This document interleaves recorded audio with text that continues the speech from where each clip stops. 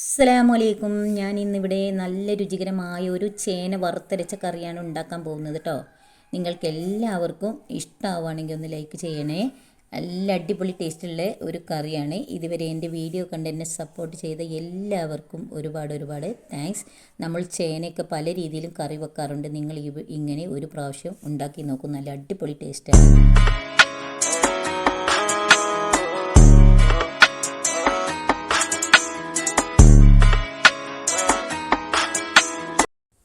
ചേനയുടെ തൊലിയെല്ലാം കളഞ്ഞ് കഴുകി വൃത്തിയാക്കണം. ഇത് നുറുക്കുമ്പോൾ ചിലർക്ക് ചൊറിയും കഴിയും. എനിക്ക് ചൊറിയാറുണ്ട്.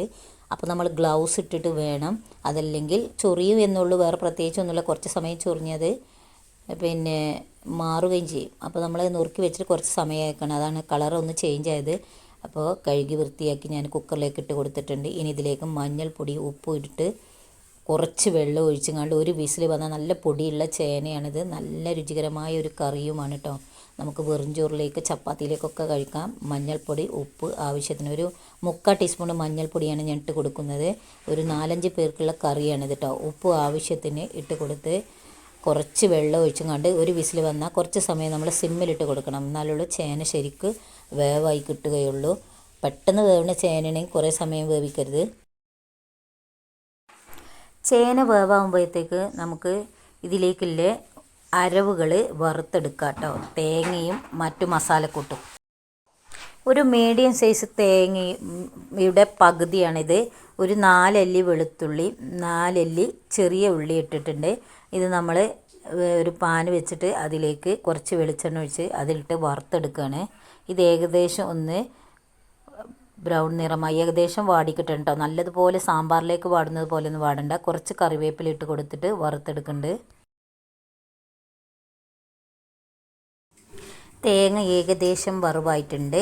നമുക്കിത് വറുവാകുമ്പോൾ തന്നെ നല്ലൊരു വാസനയൊക്കെ വരും. തേങ്ങ വറുത്താൽ നമുക്ക് നല്ലൊരു വാസനയൊക്കെ ഉണ്ടാവുമല്ലോ. അതിലേക്ക് ചെറിയ ഉള്ളിയും കറിവേപ്പിലൊക്കെ ഇടുമ്പോൾ പ്രത്യേകിച്ചൊരു നല്ല മണം കിട്ടും. അപ്പോൾ ഏകദേശം വറവായിട്ടുണ്ട്. ഇതിലേക്ക് ഞാൻ മസാലകൾ ഇട്ട് കൊടുക്കാൻ പോവുകയാണ്. ഞാൻ മഞ്ഞൾപ്പൊടി 3/4 ടീസ്പൂൺ ആദ്യം ഇട്ട് കൊടുത്തിരുന്നു. 1 ടീസ്പൂൺ മഞ്ഞൾപ്പൊടിയാണ് നമുക്ക് ഈ കറിയിലേക്ക് വേണ്ടത്.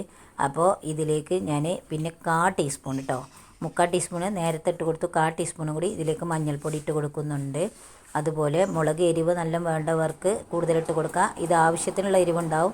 1 ടീസ്പൂണ് മുളക് പൊടിയും 3 ടീസ്പൂണ് മല്ലിപ്പൊടിയും 1/4 ടീസ്പൂണ് വലിയ ജീരകം ഇട്ട് കൊടുക്കുന്നുണ്ട്. നിങ്ങളുടെ കറി ആളുകൾ കൂടുതലുണ്ടെങ്കിൽ നിങ്ങൾ കൂടുതൽ ചേരുവകൾ കൂട്ടണം, കുറവാണെങ്കിൽ കുറയ്ക്കേണ്ടതാണ്.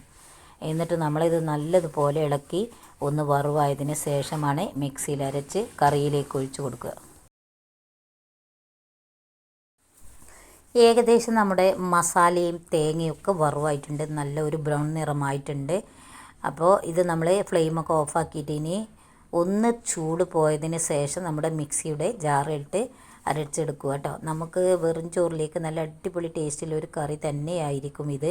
അപ്പോൾ ഞാൻ ഇത് ഒരു ചട്ടി വെച്ചിട്ട് ഉള്ളി നമുക്ക് കറി തേങ്ങ കുക്കറിൽ വേവിച്ചെടുത്ത ഇതിലേക്ക് തേങ്ങ വേണമെങ്കിൽ ഒഴിച്ചു കൊടുത്തുകൊണ്ട് തിളപ്പിച്ചെടുക്കുക കേട്ടോ.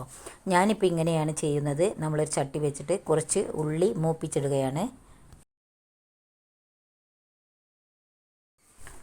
അപ്പോൾ നമ്മുടെ ഉള്ളിയൊക്കെ ചുവപ്പ് കളറായിട്ട് മൂപ്പായി വന്നിട്ടുണ്ട്. ഇതിലേക്ക് ഞാൻ ഒരു മീഡിയം സൈസ് തക്കാളിയും 2 പച്ചമുളകും കട്ട് ചെയ്തിട്ട് ചെറുതായി കട്ട് ചെയ്തിട്ട് ഇട്ട് കൊടുത്തിട്ടുണ്ട്. ഇത് ഈ എണ്ണയിലൊന്ന് വഴറ്റിയെടുക്കണം.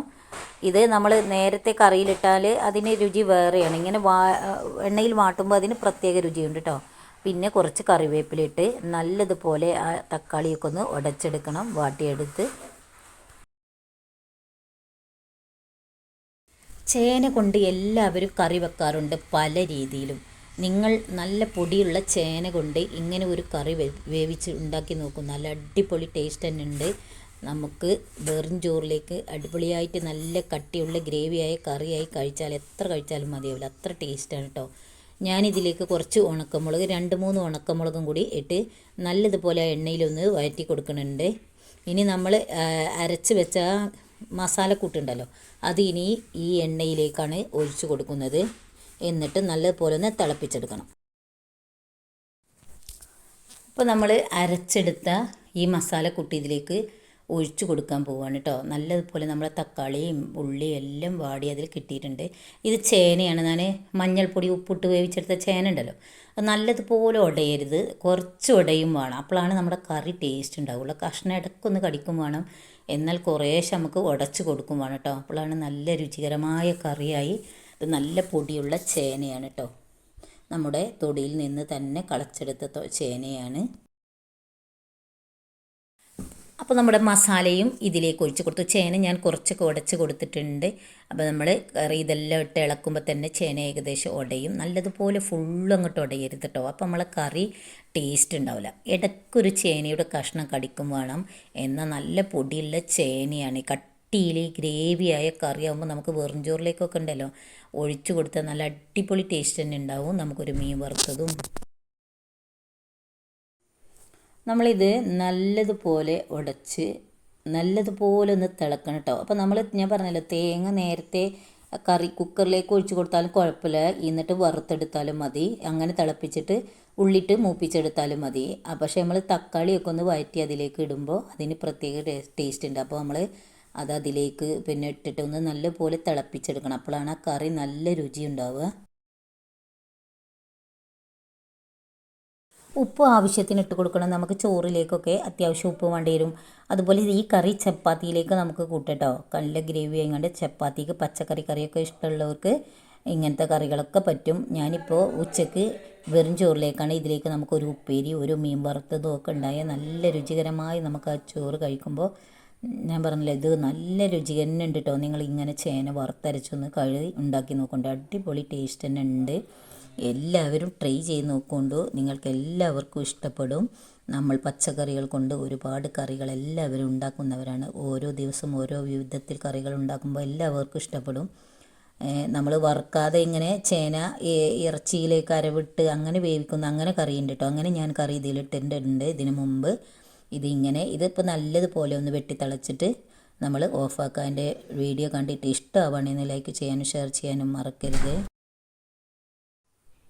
നിങ്ങൾ എൻ്റെ വീഡിയോ ആദ്യമായിട്ടാണ് കാണുന്നതെങ്കിൽ ഒന്ന് സബ്സ്ക്രൈബ് ചെയ്ത് സപ്പോർട്ട് ചെയ്യുകയും ചെയ്യണേ. ഇനിയും നല്ല വീഡിയോയുമായിട്ട് ഇൻഷാ അല്ലാ ഞാൻ വീണ്ടും വരാം. എല്ലാവരും ഒരു പ്രാവശ്യം ഇത് ട്രൈ ചെയ്ത് നോക്കൊണ്ടു. അസ്സലാമു അലൈക്കും.